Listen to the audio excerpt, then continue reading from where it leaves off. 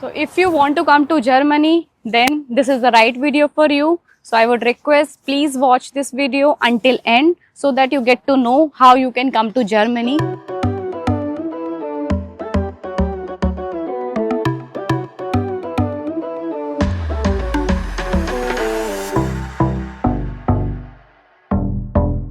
Hello everyone, my name is Renu Chaudhary and I am welcoming you on our YouTube channel Desi NRI Germany. So in this video we will discuss about how you can come to Germany. So there are two ways that you can come to Germany. Either you are a student or you are working or looking for a job. For about student we will discuss in our next video. So today we will discuss about how you can get a job in Germany. So let's begin.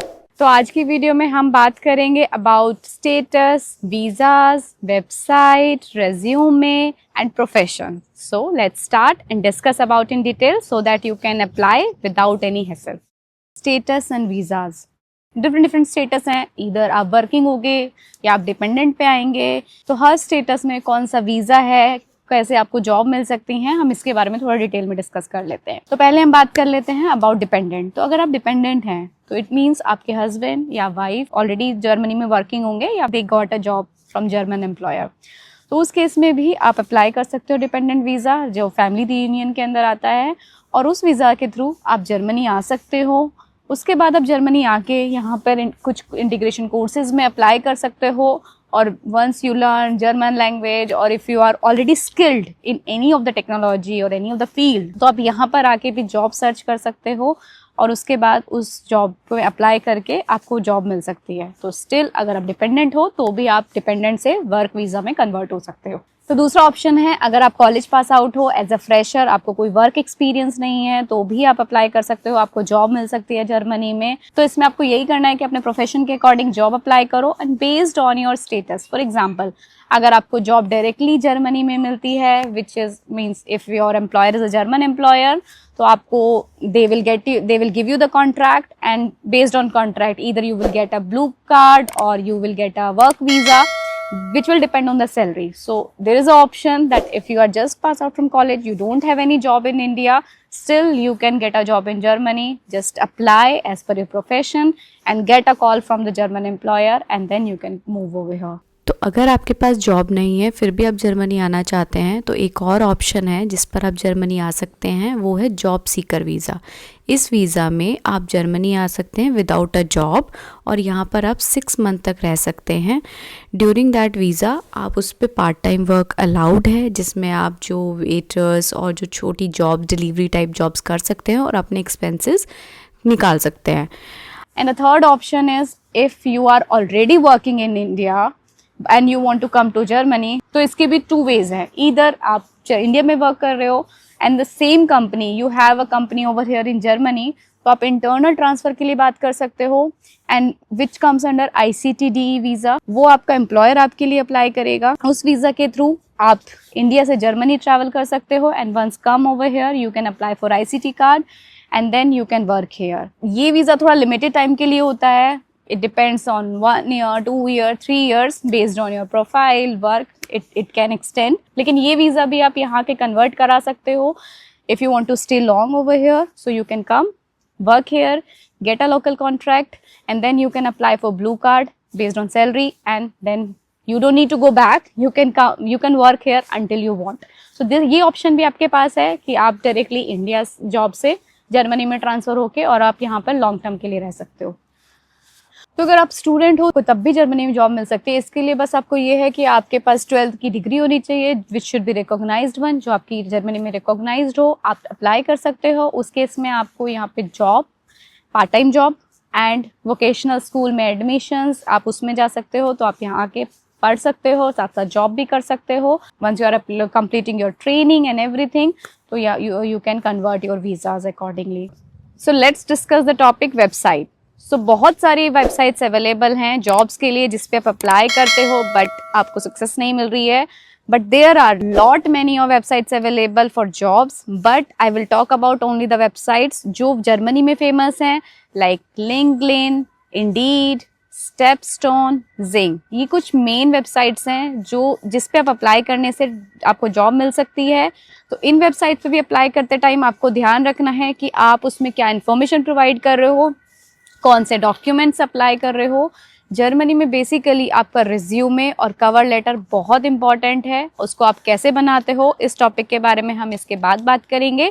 तो जो भी आप information इन websites पे apply करो वो सब accurate होनी चाहिए, which will increase your chances to get the job. So अभी हम बात कर लेते हैं अपने topic about resume and cover letter.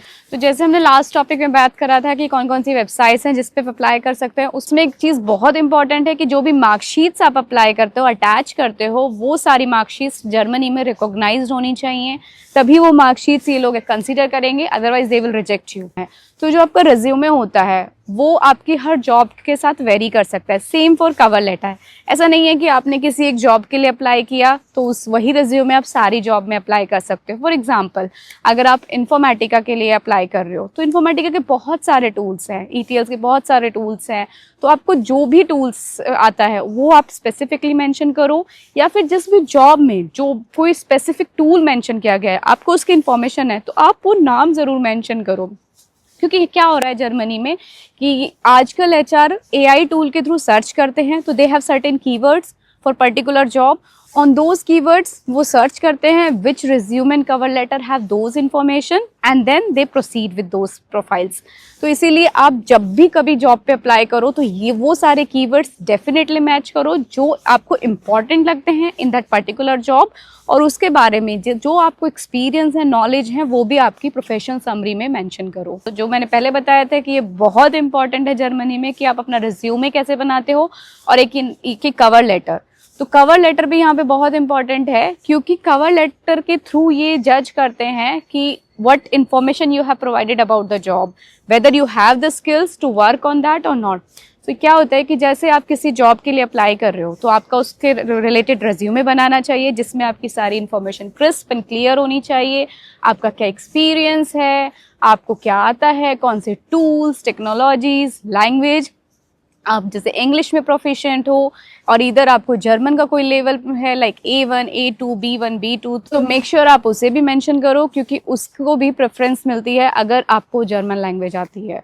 तो ये सारी चीज़ें आप अपने रिज्यूमे में डेफिनेटली अटैच करें। ऑल्सो जब भी आप किसी जॉब पे अप्लाई करते हो तो अगर वो जॉब वेरी कर रही है, फॉर एग्जांपल अगर सैप की प्रोफाइल है तो सैप के भी डिफरेंट टूल होते हैं, तो हो सकता है उस जॉब में उन्होंने स्पेसिफिकली MM मांगा है, तो मेक श्योर आपका वो MM अगर आपको वो आता है सैप का वर्जन तो डेफिनेटली आप उसको मेंशन करो, उसके बारे में डिटेल दो, तभी आपकी प्रोफाइल प्रेफरेंस में आएगी।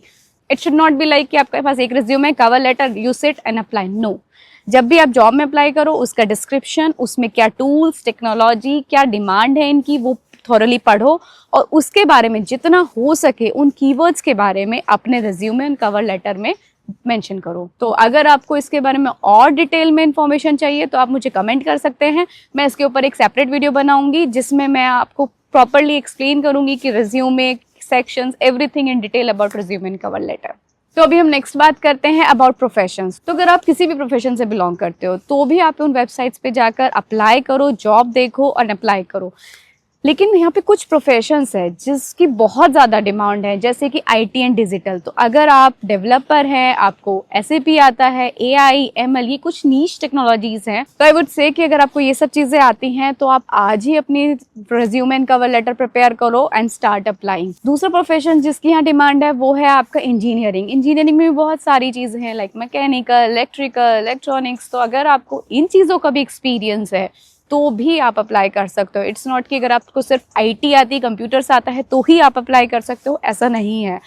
अलग बहुत सारे प्रोफेशंस हैं जिसमें आपको मशीनरी की इन्फॉर्मेशन होनी चाहिए और उसकी यहाँ काफ़ी डिमांड है।